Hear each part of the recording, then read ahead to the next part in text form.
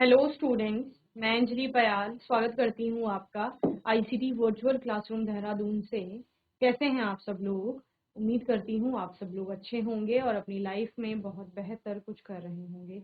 आज हम बात कर रहे हैं क्लास 11th की केमिस्ट्री की, और जैसा कि आप लोग जानते हैं हाइड्रोकार्बन्स पर हम लोग बात कर रहे थे। तो चैप्टर आपने पढ़ लिया था, इंपॉर्टेंट क्वेश्चंस के ऊपर हम लोग आज के सेशन में बात करेंगे। क्या क्या प्रश्न बनते हैं उनको लेकर चलते हैं। क्वेश्चन नंबर 1 आपका क्या है? बेसिक क्वेश्चन है कि हाइड्रोकार्बन आपका कितने टाइप का होता है, ठीक है ना।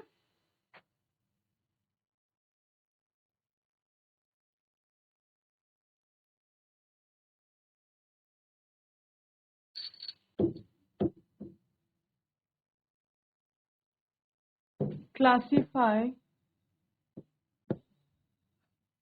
द हाइड्रोकार्बन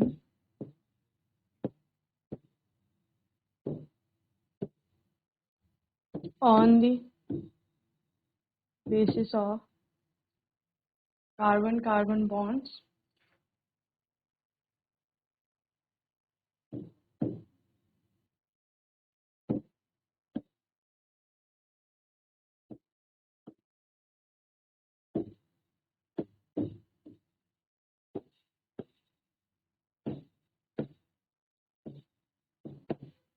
ठीक है। क्या प्रश्न है आपका हिंदी में कि कार्बन कार्बन बंध के आधार पर हाइड्रोकार्बन को कितने तरह से आप वर्गीकृत कर सकते हैं, ठीक है।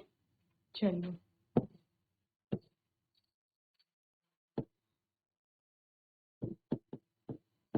आंसर लिखिए।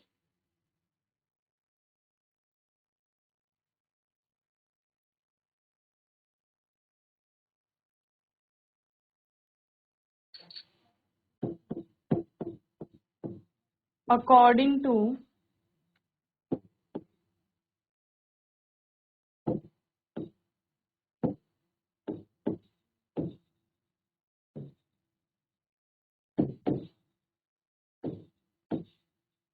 Carbon carbon bonds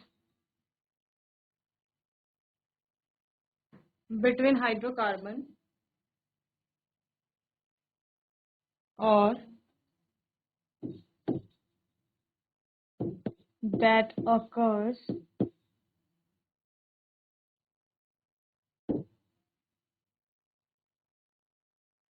between them, hydrocarbon are divided into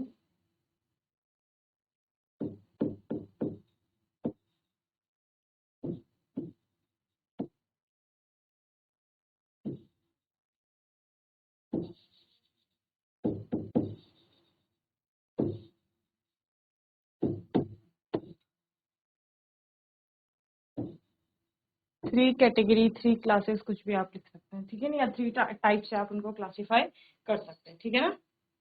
three categories लिख दीजिए।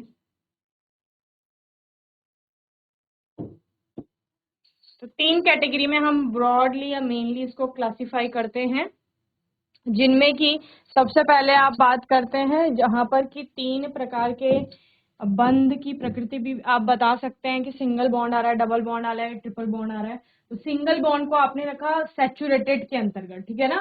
डबल और ट्रिपल बॉन्ड को किसके अंतर्गत रखा था आपने?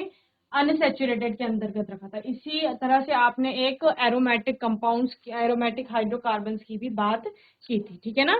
चलिए, तो पहला है आपका सैचुरेटेड हाइड्रोकार्बन, ठीक है, या सैचुरेटेड हाइड्रोकार्बन्स। दूसरा है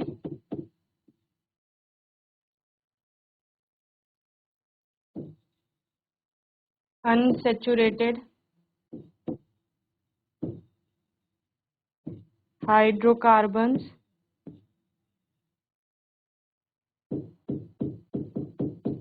और तीसरा है आपका aromatic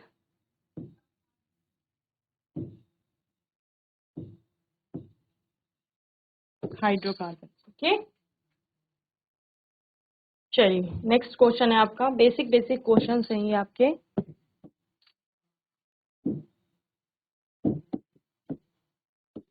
what are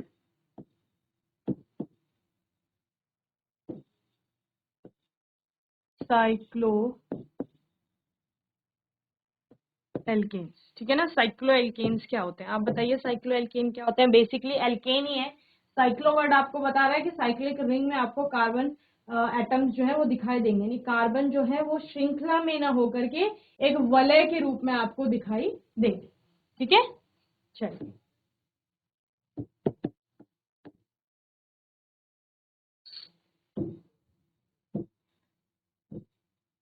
cycloalkanes are formed when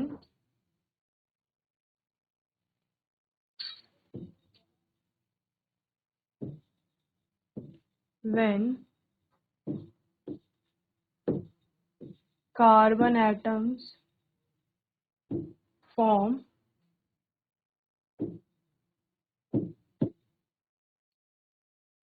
a closed chain or ring।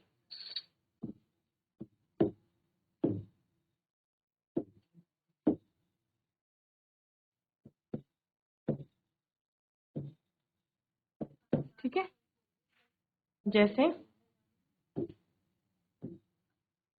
Cyclopropane,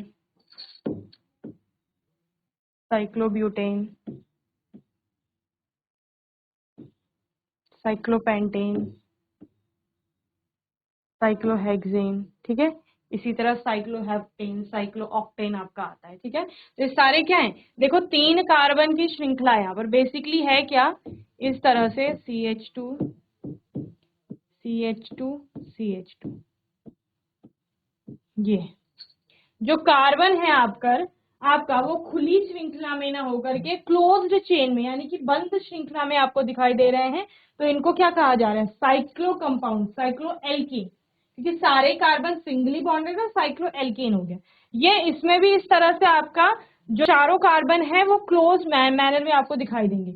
यहाँ पर भी वैसे, ये इस वाले में वैसे, तो सारे क्या है, साइक्लो एल्कीन के एग्जाम्पल। ओके, चलिए चलिए, नेक्स्ट क्वेश्चन है आपका,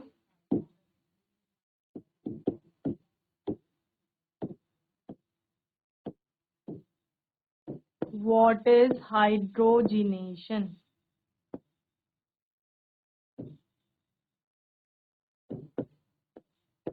हाइड्रोजनीकरण क्या है आपका, ठीक है। हाइड्रोजनीकरण से बेसिकली आप क्या समझते हैं, हाइड्रोजनीकरण जो आपका है नाम से ही समझ आ रहा है, हाइड्रोजन ऐड हो रही है वहां पर, ठीक है ना। और हाइड्रोजन की एडिशन से आपका बॉन्ड वहां पर ब्रेक होगा। तो यानी अगर ट्रिपल बॉन्ड है तो बॉन्ड एक बॉन्ड ब्रेक होकर के आपका डबल बॉन्ड बनेगा, डबल बॉन्ड से एक बॉन्ड आपका ब्रेक होगा और सिंगल बॉन्ड बनेगा। इस तरह से क्या हो रहा है, अनसेचुरेशन से हम लोग सेचुरेशन की तरफ चल रहे हैं, या आप लोग बोल सकते हैं अनसेचुरेशन में कमी आ रही है, ठीक है ना। तो यही आपका हाइड्रोजनेशन होता है। तो बेसिकली आपका एल्कीन एल्काइन ये रिएक्शन शो करता है जब किसी उत्प्रेरक की उपस्थिति, निकिल हो गया, पैलेडियम हो गया, प्लेटिनम हो गया, इन उत्प्रेरकों की उपस्थिति में हाइड्रोजन से अभिक्रिया करते हैं तो एल्कीन फॉर्म होता है आपका लास्टली, उसी को हाइड्रोजनेशन कहा जाता है, ठीक है ना। चलिए,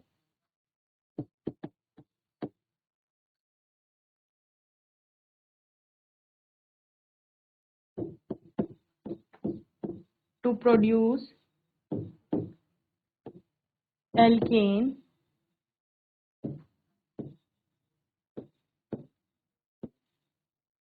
dihydrogen gas is added to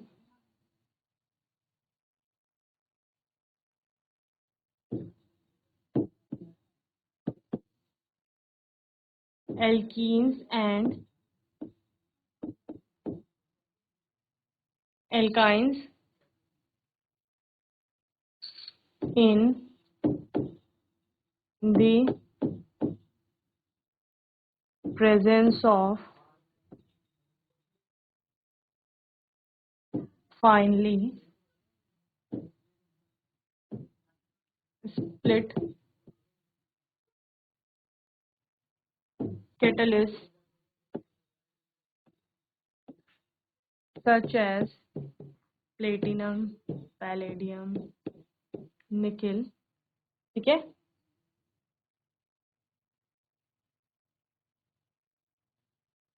यही आपका क्या है, हाइड्रोजिनेशन है। नेक्स्ट क्वेश्चन इसी का पार्ट है आपका।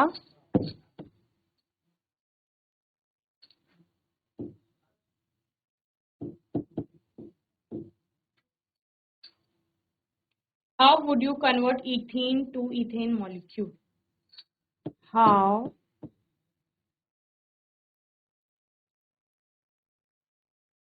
would you convert ethene to ethane molecule? ठीक है, कैसे कन्वर्ट करेंगे? तो सेम यही रिएक्शन है, हाइड्रोजिनेशन जिसे आप बोल रहे हो। इथीन की रिएक्शन करवाते हैं आप निकिल, पैलेडियम, प्लेटिनम की उपस्थिति में, हाइड्रोजन उससे जुड़ती है और इथेन आपका बन जाता है। ठीक है, तो लिखिए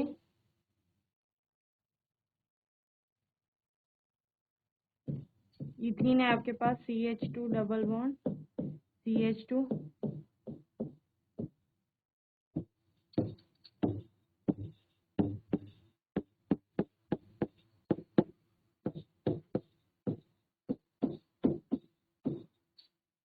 ये इथीन से आपको इथेन प्राप्त हो गया। ठीक है,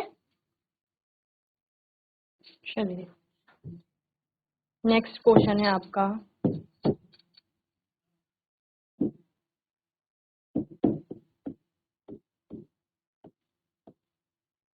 draw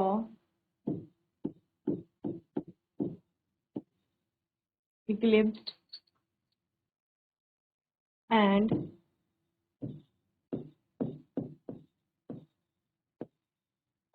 staggered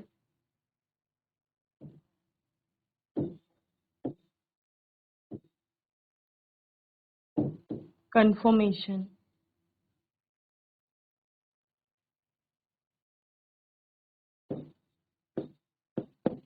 which of these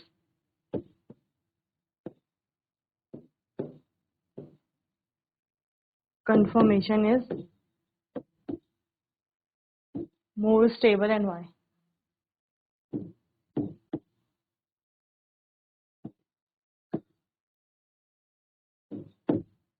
ठीक है, पहले कंफर्मेशन बना लीजिए।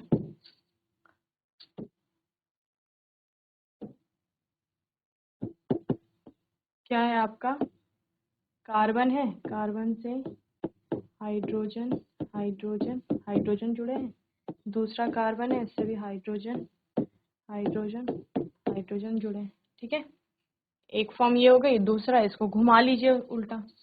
तो इसी तरह आपका क्या बनता है, स्टैगर्ड और जो इक्लिप्स्ड कन्फर्मेशन है वो भी बनती है। ठीक है, पहले हम लोग बना लेते हैं इक्लिप्स्ड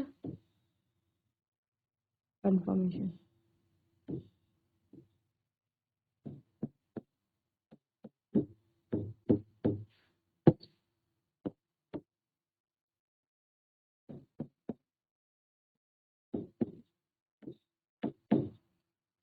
इक्लिप्स्ड है, ठीक है,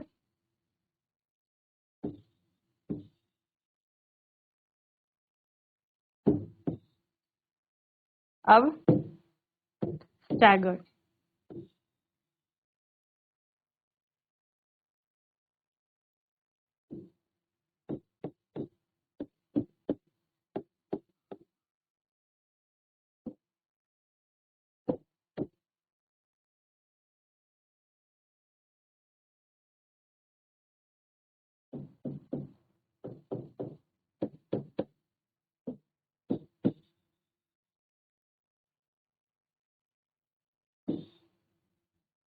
अब देखिए होगा क्या, यहाँ पर देखिए, यहाँ पर जो है आपका ये मैक्सिमम डिस्टेंस पर है।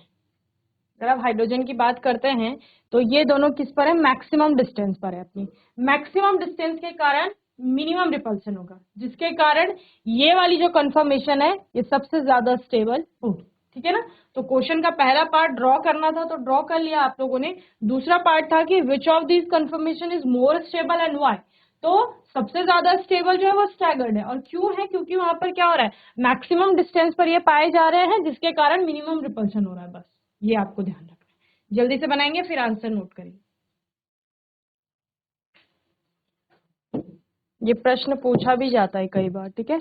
तो आप क्या लिखेंगे, the staggered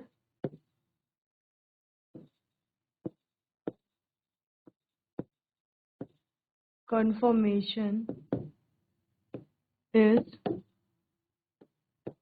most stable because hydrogen and bonding electrons because the hydrogen and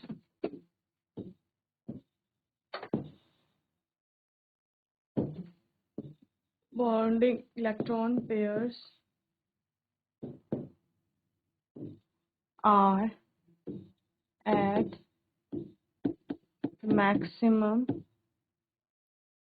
distance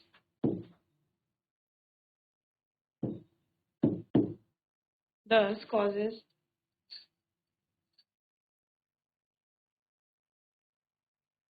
thus causing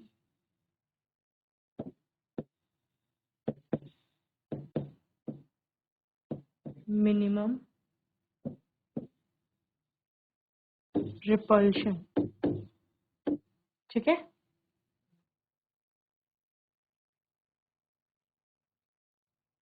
और साथ में आप क्या लिख सकते हैं, the eclipsed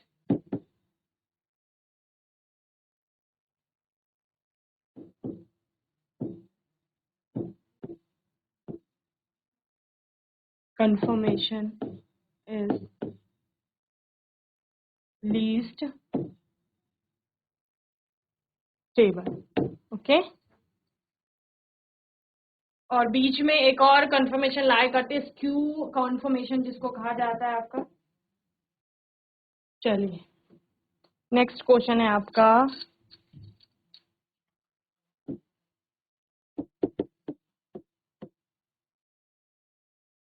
suggest a route for the preparation of nitrobenzene for the preparation of nitrobenzene starting from acetylene। ठीक है ना, starting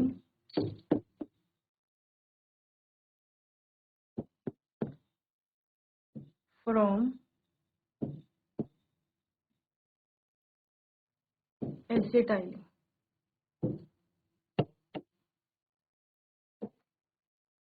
तो यहाँ पर होता क्या है, एसिटाइलिन का पॉलीमराइजेशन होता है, 3 मॉलिक्यूल लिए जाते हैं, और पॉलीमराइजेशन के बाद आपका बेंजीन बनेगा, बेंजीन का होगा नाइट्रेशन, जिसके बाद नाइट्रोबेंजीन बनेगा। ठीक है ना, ये ध्यान रखना। क्या क्या कहा मैंने,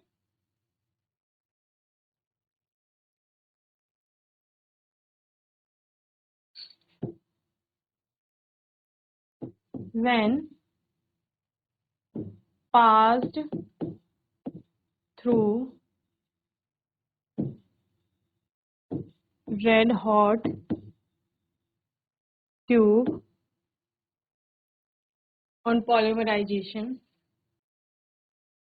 at high temperature,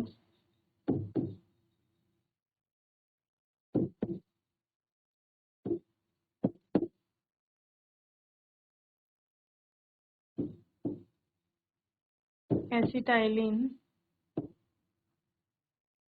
undergoes cyclic polymerization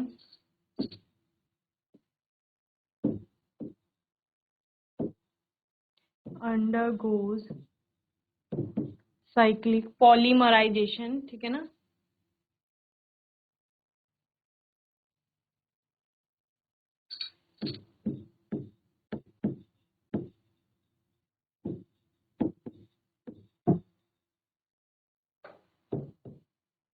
and gives benzene, ठीक है ना।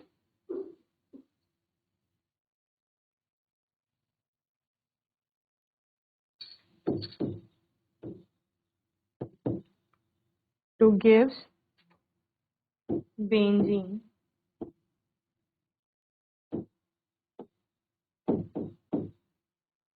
which upon nitration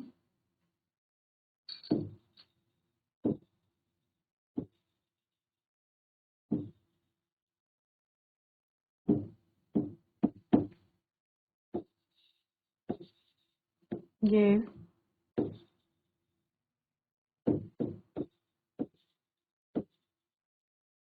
नाइट्रोबेंजीन, ठीक है। एसिटाइलिन इथाइन भी जिसे आप कहते हैं, कैसे बताया था मैंने आपको।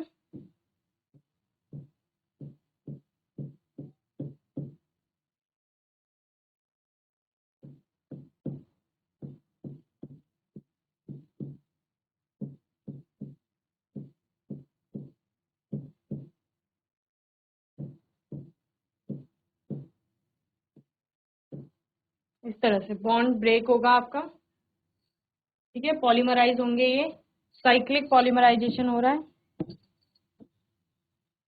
Red hot tube, high temperature, जिसके पश्चात आपका बेंजीन बनेगा।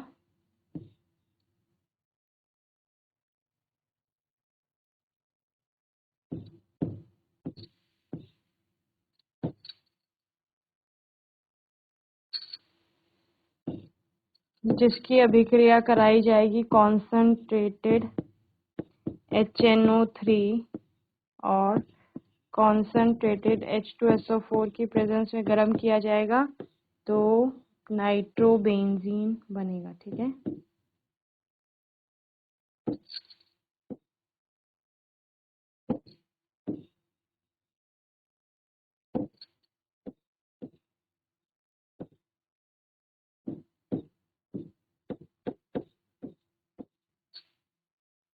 चलिए नोट करेंगे। चलिए नेक्स्ट क्वेश्चन है आपका,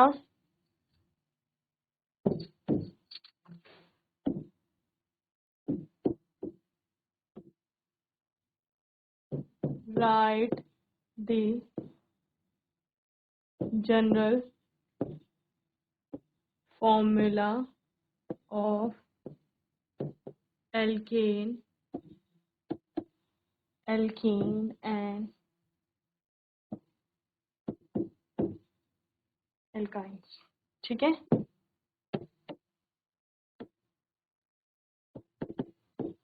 देखो जनरल फॉर्मूले से आपने क्या निकाले थे, किसी भी कंपाउंड का केमिकल फॉर्मूला निकाल देते। आपको अगर वहां पर नंबर ऑफ कार्बन एटम्स पता है तो आप नंबर ऑफ हाइड्रोजन एटम्स की कैलकुलेशन कर सकते हैं। अगर नंबर ऑफ हाइड्रोजन एटम्स आपके पास है तो नंबर ऑफ कार्बन एटम्स की आप कैलकुलेशन वहां पर कर सकते हैं, ठीक है ना। तो सबसे पहले एल्केन के लिए बात कर लेते हैं। तो एल्केन का जनरल फॉर्मूला था CnH2n+2, ठीक है। एल्कीन के लिए क्या था, CnH2n, और एल्काइन के लिए था आपका CnH2n-2, ठीक है।